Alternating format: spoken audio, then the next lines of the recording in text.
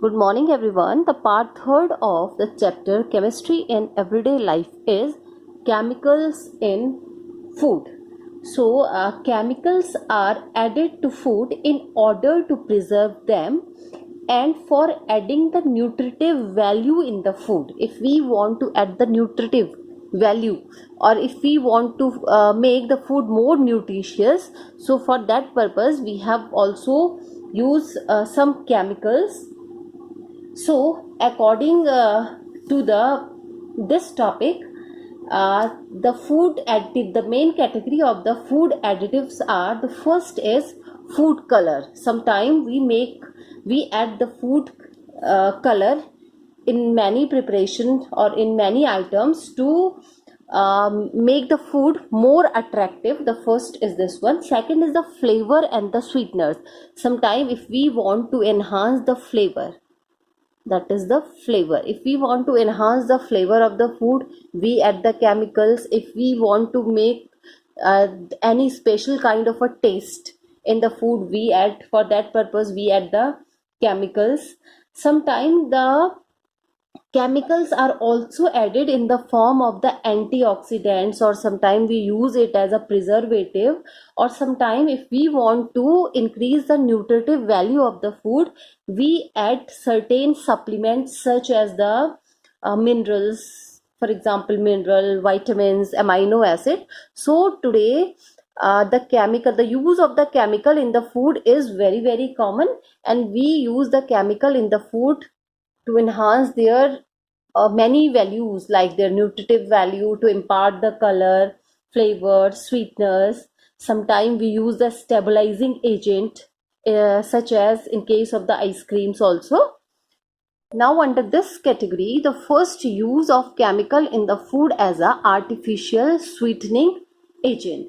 We all know very well that the natural sweetener, which is also called sucrose, add the calories, they enhance the calories. If we take the sucrose in the excessive amount, sucrose increase the calorie intake in our body, and it causes the problem which is very common today, that is known as the diabetes.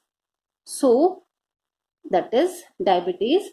So for that purpose many people prefer the artificial sweeteners in comparison to the natural sweetness, because if we have seen today's lifestyle, so we there is only the mental work is there, but the people lack physical activities, and it become rather difficult to burn the extra calories that are produced by the carbohydrates. So most people prefer the artificial sweeteners, that is called the saccharin. That is saccharin. Saccharin is the artificial sweetener. It is also called the orthosulfobenzyamide. It is saccharin is also known as the orthosulfobenzyamide. It is, the saccharin is 550 times more sweet than that of the cane sugar, which we get, which, or we can compare it with the sucrose. So it is the 550 times more sweetened than the cane sugar, that is called the sucrose. So it appears to be entirely inert and harmless when we take the saccharin. So today's there is a saccharin is a very common artificial sweetener, and it is mostly used by the diabetic person. Those who are suffering from the diabetes, they use the saccharin as the sweetening agent. They use the saccharin as the sweetening agent. But there are some more sweeteners which are the artificial sweeteners, and one is called aspartame. This is one most widely used artificial sweetener. The second is called aspartame, and the third one is called sucralose. So these three are the artificial sweetener. These are very important artificial sweetener which we have used today. So now let us discuss one by one. The first one is the aspartame. So aspartame is the most successful and a widely used artificial sweeteners. It is a very important and widely used artificial sweeteners. It is roughly 100 times as sweet as the cane sugar or as sweet as the sucrose. It is a methyl ester of dipeptide formed from aspartic acid and phenylalanine, and the use of the aspartame is very limited. It is mostly used in the cold food as well as in the soft drinks because it is unstable at the cooking temperature. It is not stable at the cooking temperature. That's why we use it in the soft drinks which are already at the normal temperature or in the cold food. Now the next one is the aspartame. It is nearly 2000 times as sweet as the sucrose.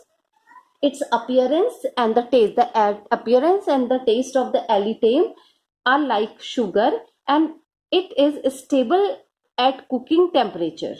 It is stable at cooking temperature, and the control of the sweetness of the food is difficult while using it. This one aspartame. Now the last one is the sucralose. It is a trichloro derivative. This one is the trichloro derivative of sucrose. Its appearance and taste is like a sugar, and it is stable at cooking temperature. This one is not stable at cooking temperature. Aspartame is not stable, whereas the sucralose is stable at the cooking temperature, and it does not provide calories, so it does not increase our calories. So this is also a widely used artificial sweetener. Now the next use of the chemical in the food is as a food preservative. So first of all, we let us study about the preservative. So a preservative may be defined as the substance which is capable, this preservative is capable, which is capable of inhibiting the process of fermentation, acidification, or any other decomposition of food. So it means that in short we say that, or we easily understand that food preservative prevent the spoilage of food due to the microbial growth.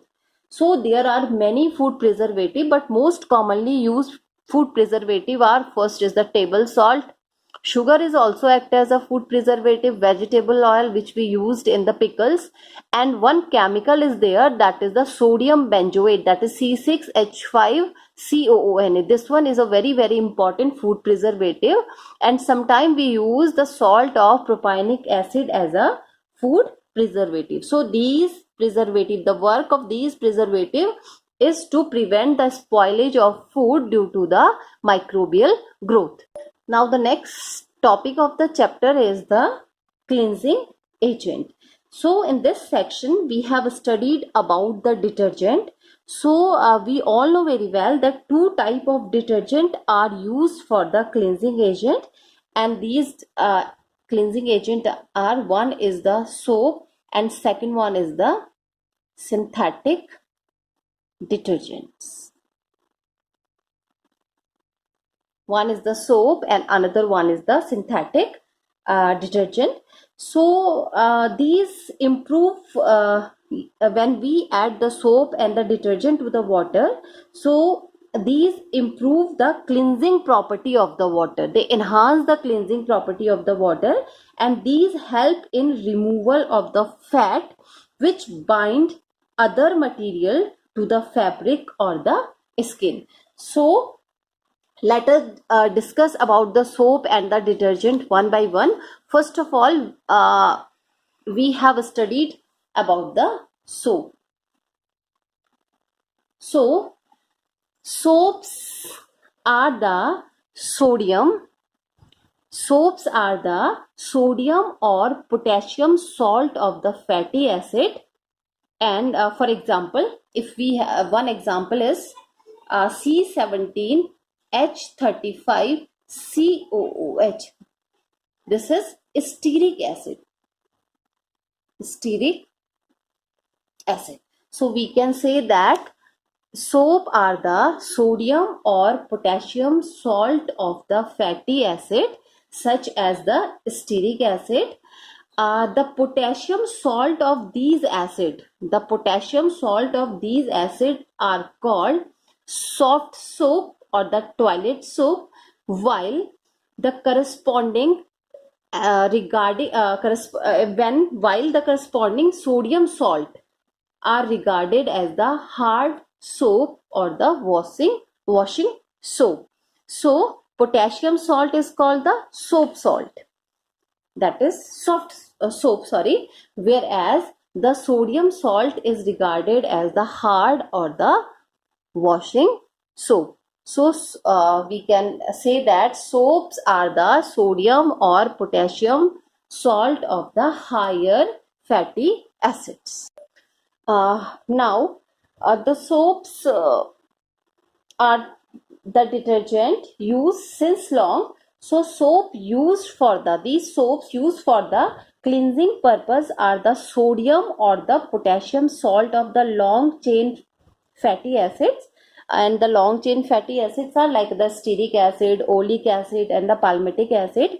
Whereas the soap containing sodium salt are formed by heating fat. When we heat the fat, now here the meaning of the fat is, for example, we have the glyceryl ester, we have the ester of the fatty acid with the aqueous sodium hydroxide solution, and this process is known as the saponification. So this is the saponification is the method of the preparation of the soap. Now it is designated as, for example, we have that is CH2O C double bond O, that is C17H35. This one is for the stearic acid. This is the long chain fatty acid.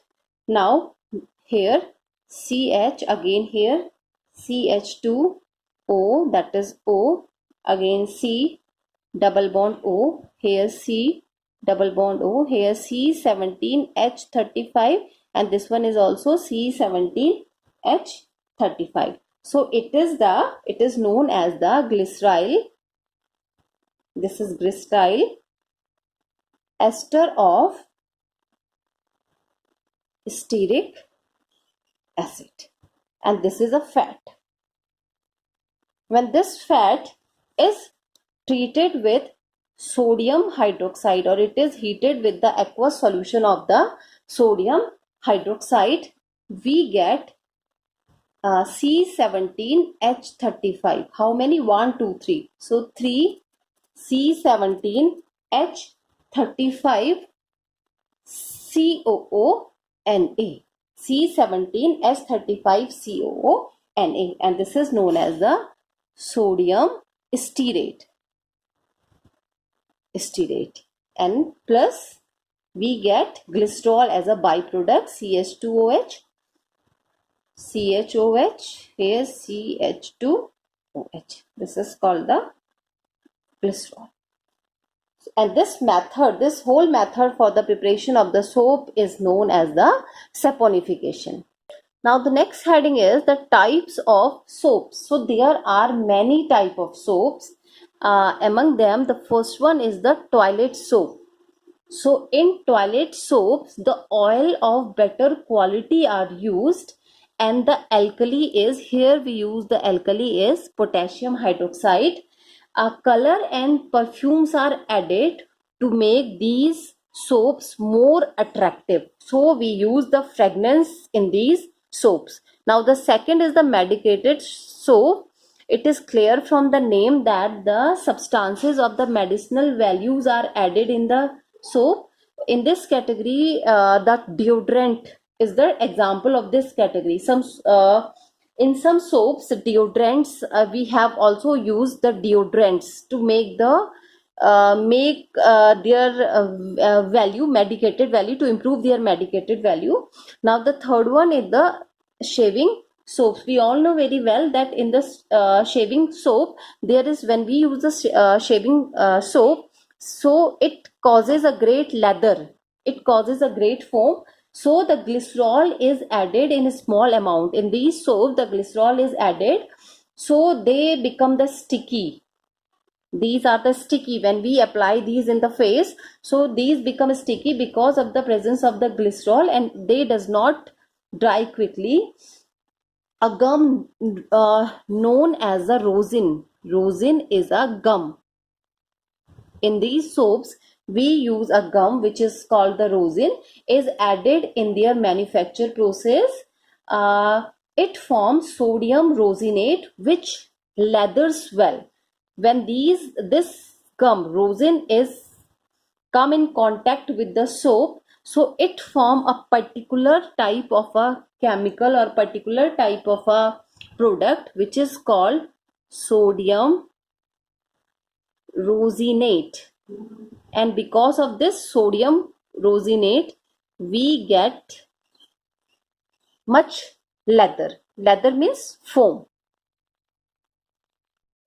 Now the next topic is, why do soaps not work in hard water, or why do soaps doesn't form a good lather with the hard water? The reason for that is hard water contain calcium and magnesium ions. Hard water contain calcium and magnesium ions. These ions form insoluble calcium and magnesium soaps or insoluble calcium and magnesium salt when sodium or potassium salt are dissolved in the hard water. For example, if we have, that is C17H35COONA, this is soap, stearic soap. When it is dissolved in CaCl2, CaCl2 here stand for the hard water, we get 2NaCl plus C17H35COO whole 2 Ca. This is insoluble calcium stearate. Insoluble calcium stearate. So when the soap is dissolved with the hard water, it forms the calcium or the magnesium soap. So these insoluble soaps separate as a scum. They separated in the form of a scum in the water, and we all know very well that scum is a useless. It is not used for the purpose of cleansing agent. In fact, these are hindrance to the good washing. They are hindered the process of to form the leather because of the precipitate, because this precipitate adhere into the fiber of the cloth as a gummy mass, and this is the reason when we wash our hairs with the dry water, so then at that time our hairs looks dull because of this sticky precipitate. Because of the precipitation of this one, this is the scum. Dyes does not absorb evenly on the cloth washed with the soap using hard water because of this gummy mass, or it is also known as the scum. Now the next heading is synthetic detergents, or synthetic detergents are also termed as a soapless soap. Actually, the synthetic detergents are known as soapless soap because they act like soap in having the similar cleansing property. They have the similar cleansing property as the soap, but doesn't contain usual soap like sodium stearate, etc., or sodium palmitate. So these are better cleansing agent than the soap. Their cleansing property is more or higher in comparison to the soap because they can also used in the hard water, or we can say that they can also form a good lather, or they show the good cleansing property in the hard water. Now the synthetic detergents are classified into three categories. The first one is the anionic detergent. First category is the anionic detergent. These are either sulfate or sulfonate. These are either sulfate or sulfonate of long chain hydrocarbon. These are one of the constituent of the toothpaste. Our toothpaste comes under the category of the anionic detergent. In case of the anionic detergent, the larger part of their molecule are anion, or we can say that anionic part involved in the cleansing action. The anionic part involved in the cleansing action. That's why they are also known as the anionic detergent. Our toothpaste comes under the category of anionic detergent. Now let us discuss about the example. The example of anionic detergent is sodium alkyl sulfate. These are the sodium salt of sulfonic acid. This one, sodium alkyl sulfates, are the sodium salt of sulfonic acid ester of long chain aliphatic alcohol, which normally contain 10 to 15 carbon atom. So, for example, we have lauryl alcohol, that is CS3, CS2, 10, CH2OH plus HOSO3H. This is the sulfonic acid. Now minus H2, this is the lauryl alcohol. When we remove a molecule of water from here, we get CS3, CH2, whole 10, CH2O, SO3H. This is called lauryl hydrogen sulfate. This is lauryl hydrogen sulfate. When it is treated with NaOH or it is hydrolyzed, at that time we get CS3 within bracket CH2 whole 10, CH2O negative and Na positive. This is the type of a anionic detergent and it is called sodium lauryl sulfate, and it is a detergent. So this is the example of the anionic detergent. We call it as an anionic detergent because anionic part is responsible for the cleaning action, or we can say that the anionic part is the larger part. So this is the example for the anionic detergent. Now the next type of synthetic detergent is known as the cationic detergent. Now it is clear from the name that the larger part is the cationic group, or the cationic group or cationic ion is responsible for the cleansing property. So the cationic detergent are the quaternary ammonium salt of amines with acetate, chloride or bromide as anions. The cationic part possesses a long hydrocarbon chain and hence these are also called the cationic detergent. Now the cationic detergent have the germicidal properties and are expensive. Therefore, these are of the limited use because they are expensive and their property is the germicidal, their action is the germicidal. So one example of the cationic detergent is cetyl trimethyl ammonium bromide. This is the example of cationic detergent, cetyl trimethyl ammonium bromide. And if you want to draw the structure, the structure is that is CS3 CH2 whole 15. So it is belongs to the amine quaternary ammonium salt, which we have already discussed.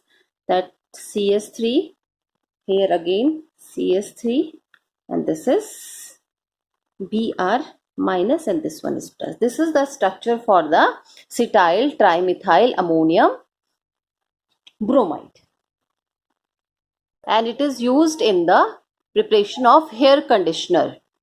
Now the last type of detergent is non-ionic detergent. So it is clear from the name that there is no ionic part or no ions are present. So non-ionic detergent do not contain any ion in their constituent. One such example is when the stearic acid react with the polyethylene glycol, we get the non-ionic detergent. Now the stearic acid is, for example, CS3 within brackets CS2 whole 16. Now it is 16C plus 1, that is the C17, and H16 to the 32, 33, 34, 35. So this one is the C17H35COOH. So this one is the stearic acid. When the stearic acid react with polyethylene glycol, that is HO within bracket CH2 CH2 O whole N CH2 CH2 OH. This is the polyethylene glycol. This is C. This is polyethylene glycol. Here I am using N because it is a polymer. That's why its name is the polyethylene glycol. So with minus H2O, this one is removed as a water molecule, and we have CS3 CS2 whole 16 COO, then CH2 CH2O whole N CH2 CH2OH. So this is the type of a non-ionic detergent. So liquid dishwashing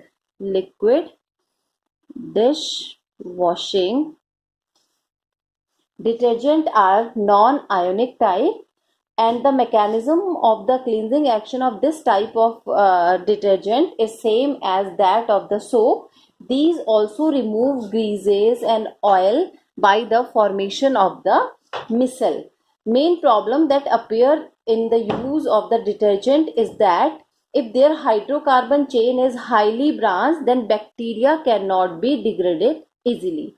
So the slow degradation of detergent lead to their accumulation. These days, the branching of the hydrocarbon chain is controlled and kept to the minimum, so the unbranched chain can be biodegraded more easily, and hence pollution is prevented.